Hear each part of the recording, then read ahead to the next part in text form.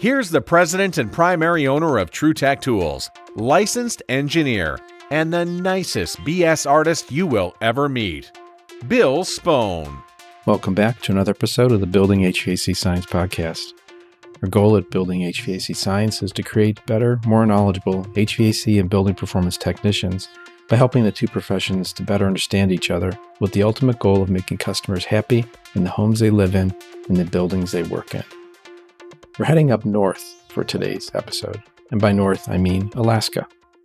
I met Griffin at the Habitat X conference several years ago and found him to be thoughtful, insightful, and a quiet but powerful champion of the principles he believes in. In today's episode, we discuss electrification in Alaska, the deep retrofit work Griffin is doing in his own home, and several other topics. Griffin did a post in the Habitat X journal, and I provide that link in the show notes. And also something just to capture Griffin's, again, quiet spirit here. From his LinkedIn bio, a very simple sentence: affordable housing executive and energy transition observer with extensive experience on the Arctic slope of Alaska. I encourage you to look at the links in the show notes and listen in as Griffin and I talk about electrification in Alaska and other chill topics. Welcome back to Building HVAC Science.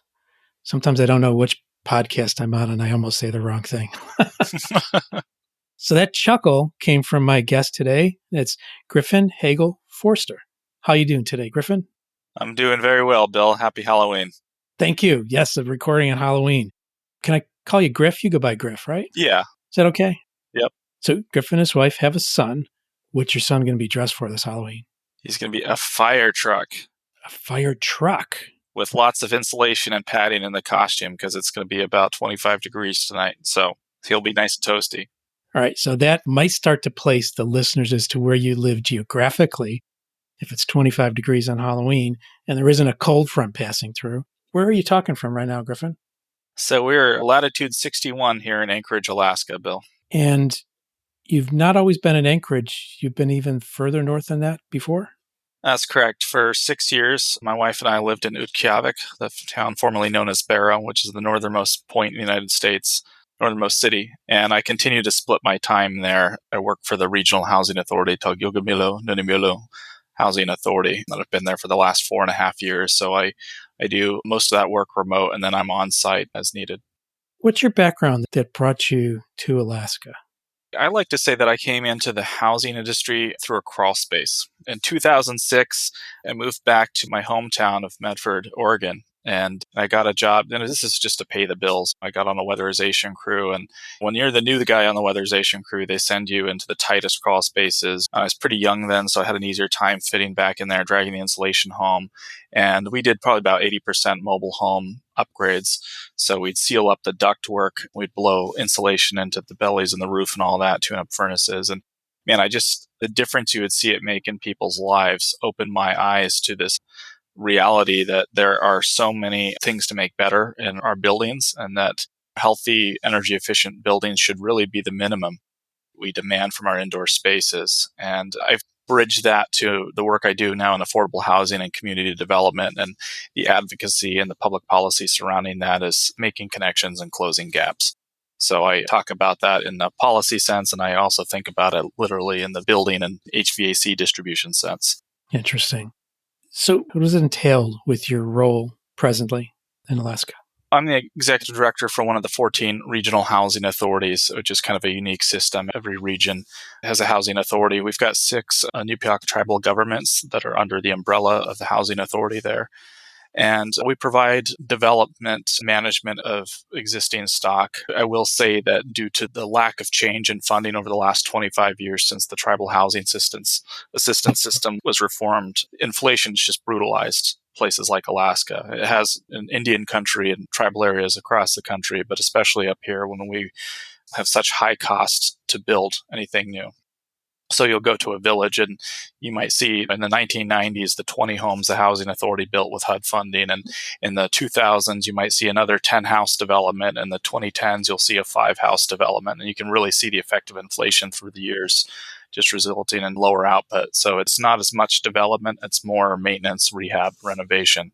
these days until the funding situation changes. I got to know you really well through the Habitat X conferences, face-to-face meetings there. And you did a couple presentations and talked about a few things. And some things that stick in my mind when I think about you are the effect of melting permafrost on housing. Can you talk a little bit about that? Yeah. So actually, one of the tribes in our region, the native village of Point Lay, in March of this year, they became the first Alaska tribe to declare a climate emergency by formal resolution. And the whole Arctic slope region that we serve is impacted by climate change at a rate in terms of temperature increase that's much faster than the lower 48 more temperate areas of the world. But Point Lay in particular has this combination of having really ice-rich permafrost. That means the ground there will be maybe 60 to 100% water by volume, depending on where you are. And so there's a phenomenon called subsidence that happens. I have to remind myself that not everybody has heard. I've talked to people who don't know what permafrost is, what subsidence is, but we deal with it a lot. So subsidence happens literally when the ground gets warm enough for it to drop. And so it creates these sinkhole effects, or if you think of a souffle just collapsing. And I've stood under Holmesville in the village of Point Lay, where when I was in high school, basically the ground would have been at my head and now it's at my feet. So you're talking about 6, 7, 8 feet of subsidence. And since our homes are built on pilings, and that's done to elevate them above the ground so the heat from within the home doesn't thaw the permafrost, but you'll see the benchmarks on the pilings from where they originally met their ground, and they might be painted above that or something like that. And you'll see the rate of subsidence marked on the pilings. And so our housing authorities responded to this in a bunch of stopgap ways. We've put bracing on the pilings because as they're become more exposed, the structural of the foundation is a little more at risk. We used aircraft cabling and things like that to try to square them up and brace them and tighten them. But it's a really worrying situation for the people there. There's some villages in Alaska threatened by either permafrost subsidence, thaw, riverine erosion, or coastal erosion, whatever it may be, flooding that have had to retreat. The village in Newtok comes to mind as one in the last 2 years that has begun the process of relocation to a site, I believe, 9 miles away, further inland and up on higher ground. So communities like Point Lay, certainly in the next few years, next 10, 15 years, are going to be having that conversation more frequently due to these changes having really dramatic impacts on their landscape, and not only their landscape, but the applicability of their traditional knowledge that goes back millennia, their food security, energy security, and certainly housing security. Your knowledge base is so rich. Is that a requirement of your job, or is that just you? I've been drinking from a fire hose for 4.5 years, and I'm lucky to live along and learn from some of the toughest people on the planet. Very resourceful folks. I love spending time in our villages. It's a different way of life than many people in the lower 48 or even urban Alaska would recognize. But there are parts of it that you very much do recognize as being part of this country. You see the football flags flying on the four-wheelers or outside the house, and people go to the post office and the grocery store and school just like they do anywhere else. So it's very alike and unlike the rest of the nation at one time. And I think that's a part that I really enjoy learning about. The other striking comment or topic you discussed was the fact that at least up in Utqiagvik, the requirement to bring in all materials by plane, and we're not talking about big planes. What restriction, and give me some idea of the volume or size of components we can get. First, I want to commend you on your pronunciation. That was really well done. I don't know if you've practiced at all, but it rolled. So in Utqiagvik, we're constrained by logistics, procurement and logistics. I'd say procurement, logistics, and workforce issues are our two main challenges right now. But there's 737 service into Utqiagvik daily, so things will come into the cargo hold on the plane, or cargo planes will bring it in.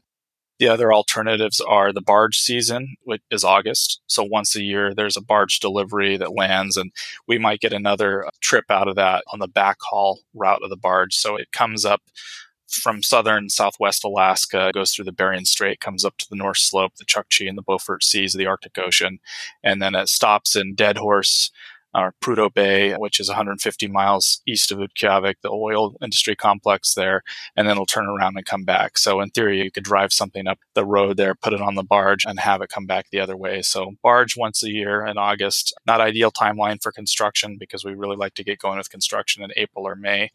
So if we want to take advantage of the summer season, we're either flying stuff in or we're bringing it overland. And we've done that in the last couple of years using a machine called a piston bully. So if you imagine a snowcat, like that they use for Grumman ski resorts, it's a big version of that. And that'll tow a couple of 50-foot trailers with construction materials. And so it's very dynamic to price the different modalities. I've been really interested in what's the dollar per pound per mile or hour, day, whatever it is. And we're finding out that with fuel charges and the quotes expiring really quickly, there's no way to project really in a year or 2 years' time for our construction projects what logistics and freight are going to be. So it varies, and we select the option that makes the most sense for any given project. And sometimes we combine them. We've got a project coming up in the village of Point Lay next summer, and we're going to be flying in the first house package or bringing it in on the piston bully, the overland route, which costs a little more, and then bringing the second 2 packages. We're building 3 buildings there on the barge. And the idea is we get started on one of those packages in April or May next year, have it dried in midsummer, and then the other 2 packages arrive once we've used our construction crews time efficiently, and they can get started next season on the other 2. You mentioned the other challenge there just a moment ago was workforce. Can you describe what that looks like? We hear about the great resignation and quitting and whatever else TikTok is telling us about everywhere these days. So it's a nationwide challenge. As you know, in your work, the skilled trades are evaporating. Yeah. We don't see the people going into these fields that they should be. And these are the jobs that keep society running. I mean, just electricians alone. We've had a job posting open, I think, for the last year and a half for an electrician for our company. We've got one on staff right now, getting toward the end of the time he wants to be in the workforce, and it's a struggle. And especially up in our environment where the challenges are the distance from where people might live, the fact that there are few folks, residents who may have the qualifications or are interested in developing them. So we've just become interested as a practical matter in the development of more interest in the skilled trades. So we've spoken to the tribal college about that and cross-promoting like a skilled trades signing day sort of thing. But it's not just that, it's everything. It's office jobs, simple maintenance and repair jobs. We're evaluating everything, whether it's our compensation, our housing allowance package, what's the right combination of flexible factors to draw people in, but certainly is a challenge up there. Now, you mentioned that you have a job opening for an electrician, but that will lead us to the topic we had agreed upon. Topic at hand was electrification in Alaska. What is the path? Yeah. What are your thoughts there? I'm proud to say we've got some practical experience in Utqiagvik with this, and it's not a full electrification, but we are kind of 60% of the way through what I call our pandemic project. And I call it a pandemic project because if we didn't have it going on, there's no telling if we would have been able to keep our folks employed and busy. With our travel to our 7 outlying villages being shut down effectively for over a year, there's really no way, unless it was just an absolute emergency, to get out and do any work in the villages. So we had folks in the hub in Utqiagvik staying busy on this 29-unit multifamily renovation. And what we did there is we compartmentalized the units. We did a whole forensic audit with the Cold Climate Housing Research Center and their engineers coming up to do that in March of 2020. Did a multi-fan blower door test, the building benchmarked everything, and then started making these upgrades. And one thing we decided early on is to get rid of fossil fuels inside the units themselves. And the only appliance that was using them was the gas stoves. And this is a low income, low rent building, and it's just the cheapest gas stoves you can imagine. We found during the audit, several of them were emitting higher than the allowable carbon monoxide concentrations. And we'd had issues too, like once somebody left open flame going and fell asleep with like a hot dog in a pan, and the fire department came out. And I actually remember in 2020, a house was destroyed by a natural gas explosion. Fortunately, the occupant survived, but it was 2 miles across town from me, and it felt like a truck just rammed into our building. So we've got experience with the hazards that go along with combusting stuff indoors. And we said, okay, let's upgrade the electrical service on the building and let's swap out the stoves for induction ranges as part of the kitchen renovation. And so far, we've had pretty good experience with that. There's been some mixed results with folks who weren't familiar with the technology. And one thing we've heard is that people really do prefer knobs rather than touchscreen with induction controls. And I'm in that camp myself. I made sure that when we bought the stove for our personal renovation, we had a model with knobs on it. So that electrified the units themselves. We still have gas-fed fire boilers that provide the baseboard heat throughout the building. We're looking into a gas cogeneration system so we can lower people's utility bills, keep the building on in the event of power outages, which are pretty frequently occurring during the winter there, and has a nice benefit of lowering the carbon intensity of the building and all these other things. So that was my professional experience with electrification, if you want to call it that. Where does the power come from? So in Utqiagvik, it's natural gas, and there's abundant gas fields up on the north slope of Alaska, enough that the state has been for years in the process of trying to build a pipeline to an export terminal in South Alaska. But that's different than the rest of the state, which usually burns diesel for power and heat. So the North Slope and South Central Alaska, the Anchorage area, both have access to natural gas. And that's one of the things I would mention as part of our electrification calculus, as personally with our residents in Anchorage, is the supplier of natural gas to the region has basically said to the utilities, once the current gas supply contracts run out in 2 to 11 years, depending on what utility it is, they can't guarantee further supply. So there's this growing awareness of a supply constraint. Wait, it's not that the price would just go up? There would be reduced supply? There'd be reduced supply and the price would probably go up. So talking to some folks who know a little bit more about this than me, the consensus seems to be there could be a case where Alaska, which has had its own resources, would begin importing LNG to make up the difference. And the cost to bring new supply online in Cook Inlet, where the wells are in our area, is almost certainly going to drive the cost up by at least 50%. So there's some math to figure there. But either way, you've got the cost of natural gas going up. Most of our electrical generation in this area is in that one basket of natural gas. And so you would see an electric cost rise as well.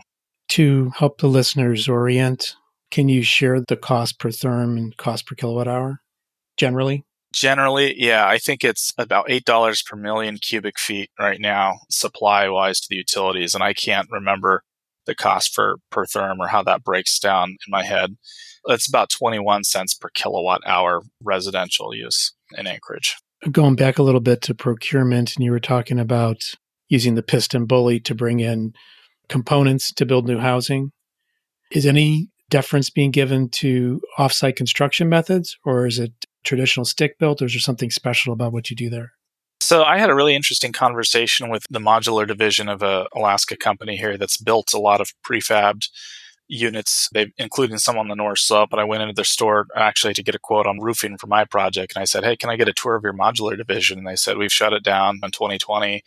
And it was a demand issue. We don't see the volume of demand that we need to really keep 100 people working at this place. They said it's not totally off the table that they would open it again. But I thought that was interesting that there just wasn't demanded even locally. And there's no local builders that are interested in prefab, and they hadn't seen enough. There's another facility in the state about an hour north of me that I plan to visit and take a look at that. But on that note, actually, that the Cold Climate Housing Research Center, whose board I serve on, they're based in Fairbanks in the interior Alaska. They've partnered with the National Renewable Energy Laboratories, so they've got a site there. And they've come up with this semi-modular concept where they basically take a Connex, a 20-foot shipping container, and they build the more complicated parts of the home in there. So the wet walls for the kitchen and the bathroom and the mechanical room. And that's all there. And then they ship that out to a village, and they did it to the village of Unalakleet. They sent this shipping container out there to build the frame house around. I thought that was an interesting approach. It might be something that we look at as a housing authority in the future, is taking care of the complicated mechanical stuff in a prefab way and allowing people to customize the home on the site. And that's an approach that I respect, because you have to have some awareness for the fact there's generally pretty good carpenters available in every village. You have plumber or mechanical or electrician, but you've got people who can frame a home and insulate it and all that. And so I like that idea, and we might have to give it a shot. So more tailor-made to the available workforce. Exactly, yeah. So you had mentioned going out shopping for a roof or roof components. What's that all about? I was just going to get a quote on our metal roof for our project. We've been renovating a 1950s Cape Cod and Anchorage here that we bought in 2020. And it's just been such an education at every step of the way. Very, very humbling in terms of what we're able to take on. I'm acting as a general contractor, not necessarily by preference, but by circumstance, from getting the appraisal to finding appliances or the right folks to come in and getting the scope and sequencing right, it has really been a challenge. And we had some structural repairs and upgrades to make as part of this job too. So in order to keep things on track and that get done what we could this year, that's the role I had to act in. Were the major phases of the renovation? So we began working with the architect and engineer in summer 2020 after we bought the house. And everything about it, it was a gift in some ways because it was like a time capsule. Nothing had been touched. The siding had to go. The roofing eventually had to go. The foundation, we called it a daylight basement because there were step cracks in the grout and you could see daylight coming through. So along with water and everything else, we had to do basically a foundation upgrade. So the first phase of this was we had the chimney on the side of the building torn down and knocked off. And then we had a house lifting company.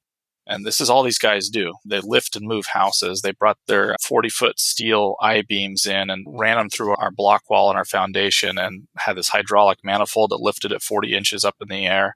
And the excavator came and knocked out all the old foundation wall and the slab footers, and then we just had it suspended there for a month while a concrete crew came in and built an ICF wall under it. And let me tell you, Bill, this new construction, I think you generally build a foundation exactly square.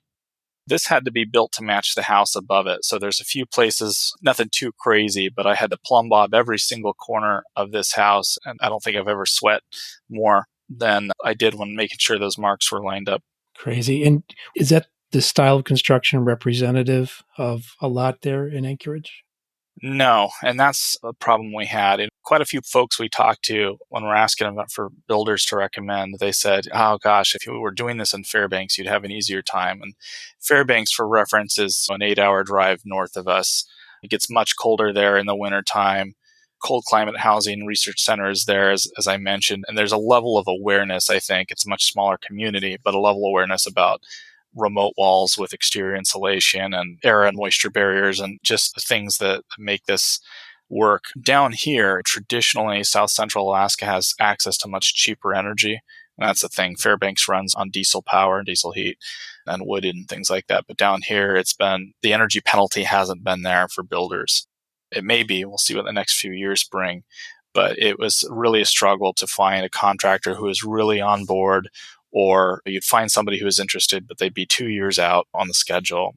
So we threaded that needle by taking it on ourselves. And it costs more to not have a community of practice around this stuff. So we're using Proclima membranes, Vapor Smart air barriers. And it wasn't something that with our detail that the crew who did the roof had done before, the taping, and you got to denail the whole roof deck and really mind the penetrations and any risk for that kind of stuff. And they did, I think, as good a job as anybody without that experience can do. But it really, I think, with more practice and more people familiar with building that way, like you find the efficiencies. But we really struggled with that. And then since July 16th, basically, it had rained nonstop until it started snowing in October. So we had one of the 3 wettest years on record. I believe it was in that category, but it's just been a kind of an awful year from a construction standpoint, and nothing fatal about any of it, but it slowed things down. It's trying, yes. Very trying, yeah. Is there an energy usage target you have in mind?